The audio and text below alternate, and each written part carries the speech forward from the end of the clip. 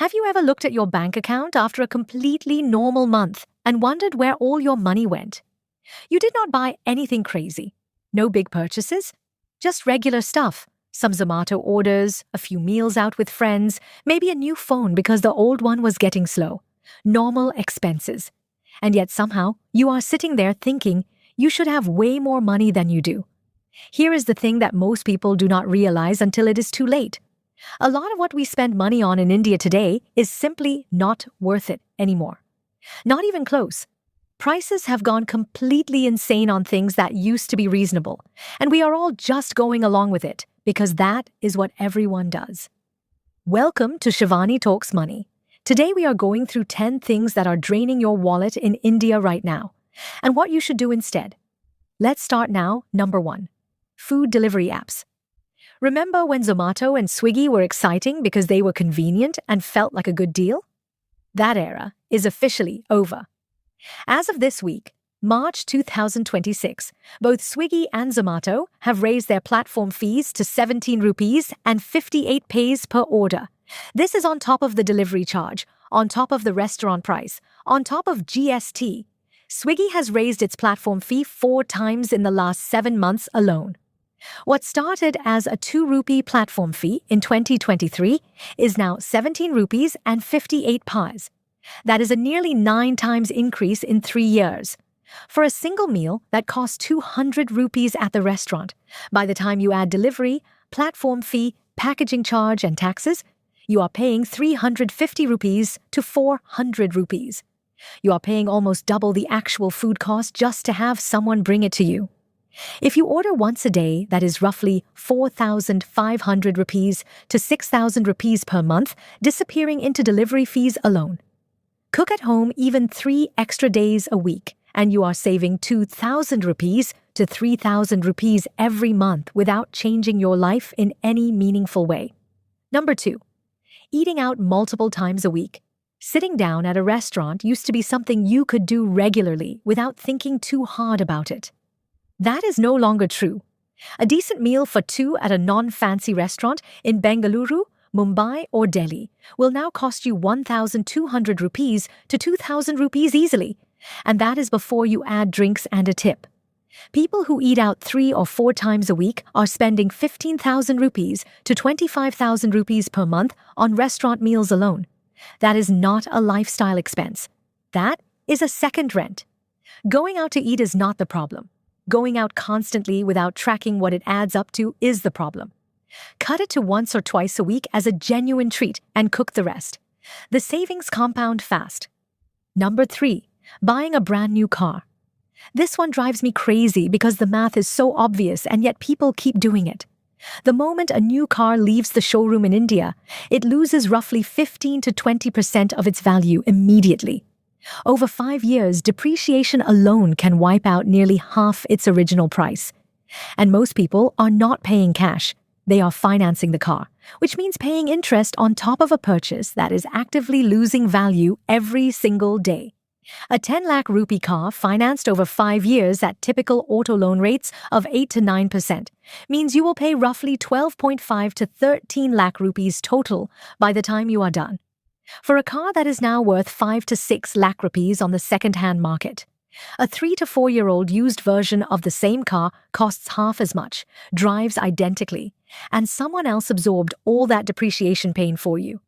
People buy new cars because they want that new car feeling and the status of a current model. That feeling lasts about 3 weeks. The EMI lasts 5 years. Number 4. Multiple OTT subscriptions you barely use. India now has over 50 active OTT platforms, and most urban households subscribe to at least 3 or 4. Netflix starts at 149 rupees per month for mobile, going up to 649 rupees for premium. Amazon Prime is 1,499 rupees per year. Jio Hotstar, Sony Live, Z5. It adds up fast.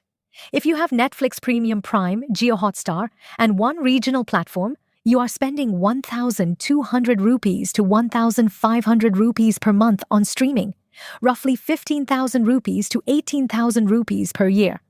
On television. Now think honestly about how much of that content you actually watch.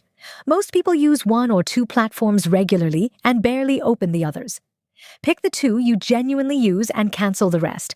You can always rotate. Subscribe to one for a month to finish a show, cancel and rotate to the next. Stop paying for content you are not watching out of vague convenience. Number 5. Designer and branded clothing for status. There is nothing wrong with buying quality clothing that lasts, but most of what people are spending on branded clothing in India is not about quality, it is about the logo. A plain white t-shirt from a local brand costs 300 rupees to 500 rupees and does exactly the same job as a 3,000 to 5,000 rupees version with a Puma or Adidas logo on the chest. Same cotton, same function. The only difference is a printed symbol. India's apparel market is seeing a genuine shift. Research from 2026 shows that Indian consumers have increasingly moved past logo chasing, with younger shoppers in Tier 2 and Tier 3 cities specifically asking whether something is worth the price and will last beyond one season. The people who are genuinely building wealth are not the ones spending 8,000 rupees on a branded hoodie to look successful. They are the ones spending 800 rupees on a good plain one and putting the rest in their SIP. Number 6. Upgrading your phone every 2 years. Tech companies have figured out how to make you feel like your current phone is inadequate every single year. A new model comes out with a marginally better camera or a slightly faster chip, and suddenly your completely functional device feels old. The average Indian smartphone user upgrades every 2 to 3 years, often while their existing phone works perfectly. A flagship phone in India now costs 80,000 rupees to 1.5 lakh rupees.